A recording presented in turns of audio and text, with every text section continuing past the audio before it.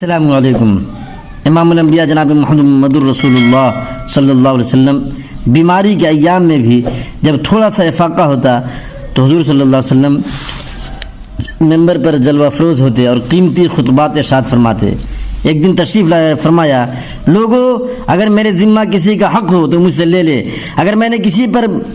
کسی کی پیٹھ پر کوڑا مارا ہو تو میری پیٹھ حاضر ہے، اگر میں نے کسی کی عزت و آبرو کے خلاف سخت الفاظ کہے ہوں تو وہ بھی بدلہ لے لے، اگر میں نے کسی کا مال لیا ہو تو اپنا مال مجھ سے وصول کر لے۔ میں چاہتا ہوں کہ میں پاک صاف ہو کر اپنے رب سے ملوں۔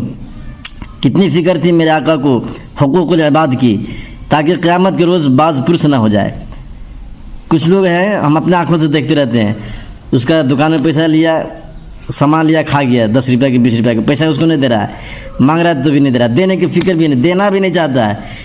اور بڑے شوق سے جمعہ کے دن مسجد کے ڈبہ میں 10 روپے ڈالے گا، باہر نکلے گا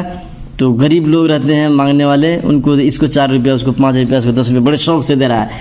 اور جس کا کھایا اس کو نہیں دے رہا ہے۔ یہ اپنے آپ کو سمجھتے ہیں ہم دیندار ہیں، بزرگ ہیں، اللہ والا ہیں، اور جس کا کھایا اس کو نہیں دے رہا ہے۔ اس کی نماز قبول نہیں ہے، اس کا زکوٰۃ قبول نہیں، صدقہ قبول نہیں، حج قبول نہیں، نفل قبول نہیں، ذکر قبول نہیں، تسبیح قبول نہیں، کچھ قبول نہیں، اور اس کو پتہ نہیں چل رہا ہے، اور صدقہ پہ صدقہ دے رہا ہے 2 روپیہ دکھانے کے لیے۔ مکار لوگ ہیں یہ سب، مکار، حرام کھانے والے۔ جس کا کھایا اس کو دینا بھائی، جس کا کھایا پہلے اس کو دے۔